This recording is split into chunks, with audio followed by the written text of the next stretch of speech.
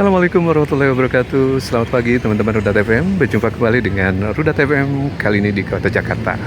Hari Jumat tanggal 8 Agustus 2025 sekitar pukul 10:25 menit.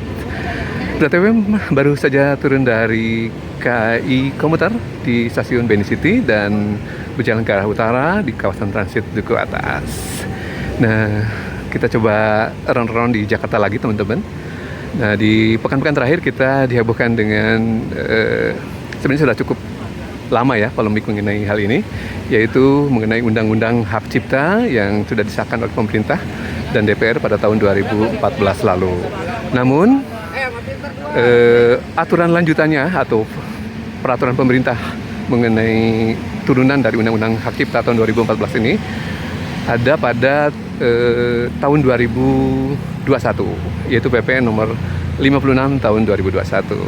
Nah, apa yang terjadi mengenai Undang-Undang Hak Cipta ini adalah yang sedang hit adalah tentu saja royalti untuk pencipta lagu dan hak terkait yang sempat menjadi kasus karena perbincangan ya teman-teman, karena salah satu direktur dari usaha kuliner ya di Bali, yaitu kita sebut saja usahanya adalah bakmi gacuan ya teman-teman untuk kawasan Bali, dijadikan tersangka terkait dengan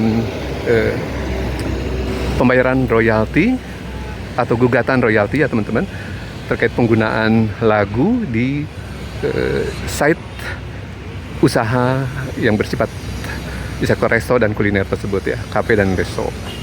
Jadi kita agak-agak sedikit terkejut ya teman-teman. Kabarnya tagihannya sudah mencapai miliaran dimulai tahun 2022 hingga tahun 2024 atau 2025 ini.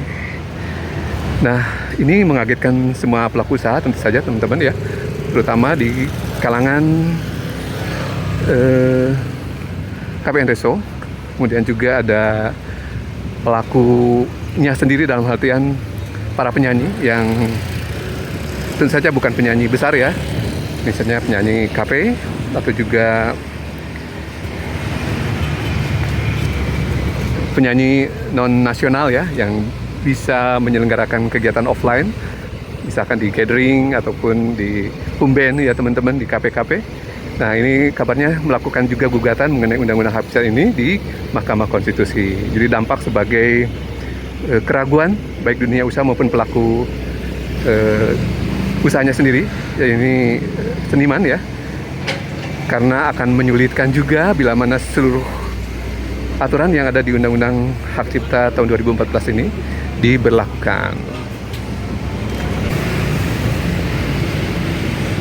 Nah, alhasil belakangan sempat muncul juga opini mengenai bahwa para pelaku usaha khususnya gitu ya akan menghindari memutar lagu-lagu Indonesia terkait dengan royalti tersebut di tempat-tempat usaha seperti kafe dan resto yang menjadi ngehit tersebut ya teman-teman.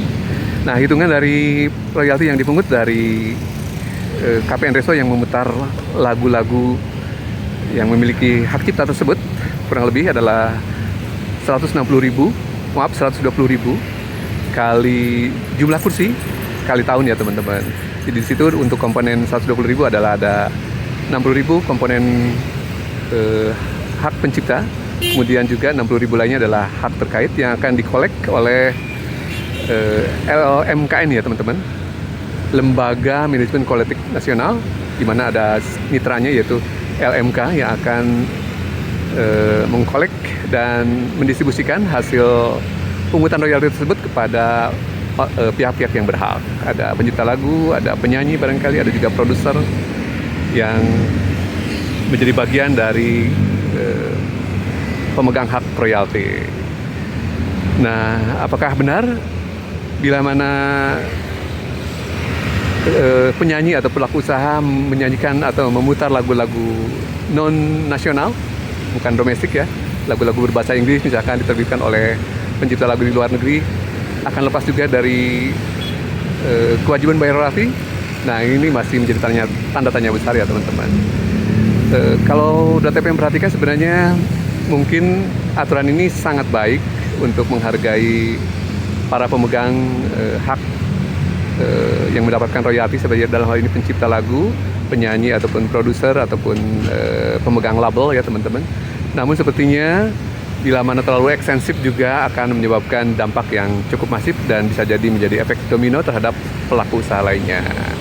Mudah-mudahan sih ada solusi yang win-win ya dari gugatan terhadap Undang-Undang Hak Cipta yang dilayangkan oleh para pelaku di Mahkamah Konstitusi, sehingga tidak berlarut-larut menjadi ketakutan yang amat sangat ya di pelaku usaha terkait dengan kewajiban membayar royalti tersebut, terutama di event-event yang sangat banyak di Indonesia ya, bersifat offline.